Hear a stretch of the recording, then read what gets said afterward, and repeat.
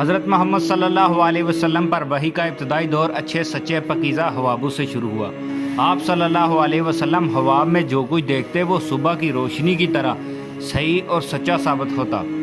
پھر من جانب قدرت آپ صلی اللہ علیہ وآلہ وسلم تنہائی پسند ہو گئے اور آپ صلی اللہ علیہ وآلہ وسلم نے غار حرا میں خلوت نشینی اختیار فرمائی اور کہیں کہ دن اور رات وہاں مسلسل عبادت اور یاد الہی ذکر و فکر میں مشغول رہتے۔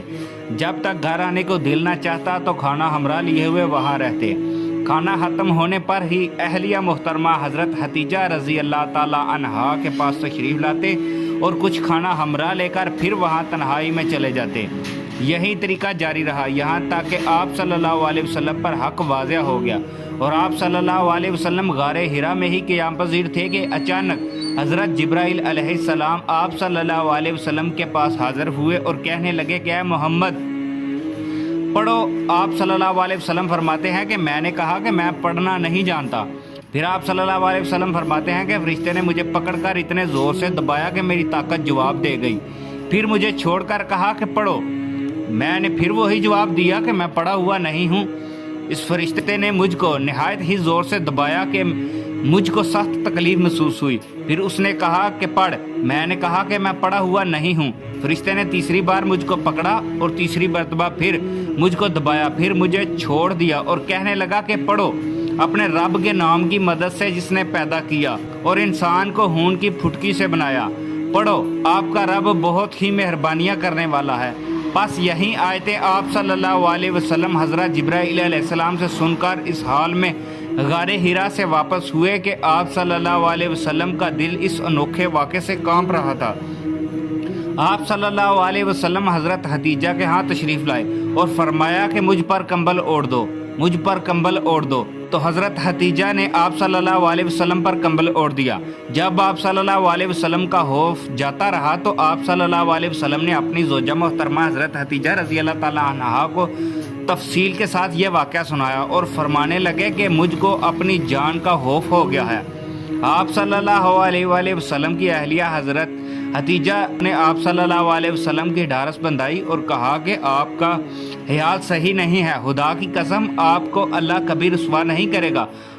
آپ تو اخلاق فاضلہ کے مالک ہیں، آپ تو کنبہ پرور ہیں، بے قصو کا بوجھ اپنے سر پر رکھ لیتے ہیں، مفلسوں کے لیے آپ کماتے ہیں، مہمان نوازی میں آپ بے مثال ہیں اور مشکل وقت میں آپ امر حق کا ساتھ دیتے ہیں۔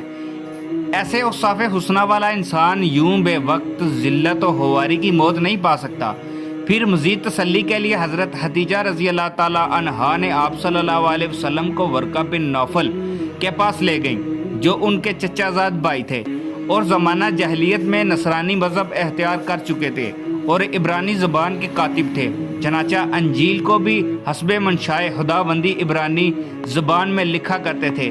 انجیل سریانی زبان میں نازل ہوئی تھی، پھر اس کا ترجمہ عبرانی زبان میں ہوا۔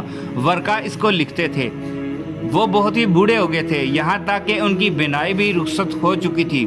حضرت حتیجہ رضی اللہ تعالیٰ عنہا نے ان کے سامنے آپ صلی اللہ علیہ وسلم کے حالات بیان کیے اور کہا کہ اے چچا زاد بھائی، اپنے بھتیجے محمد صلی اللہ علیہ وآلہ وسلم کی زبانی ذرا ان کی کیفیت سن لیجئے۔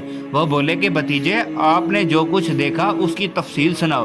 آپ صلی اللہ علیہ وسلم نے اول تا آخر پورا واقعہ سنایا، جسے سن کر ورقہ بے اختیار ہو کر بول اٹھے کہ یہ تو وہی ہے جسے اللہ نے حضرت موسیٰ علیہ السلام پر وحی دے کر بھیجا تھا۔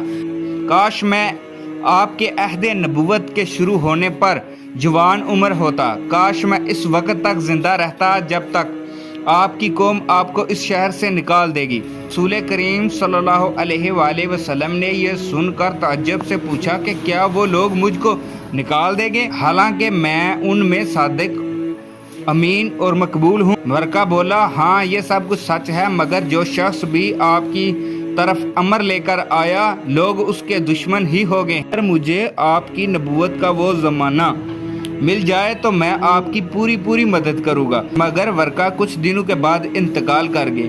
پھر کچھ عرصہ تک وحی کی آمد موقوف رہی۔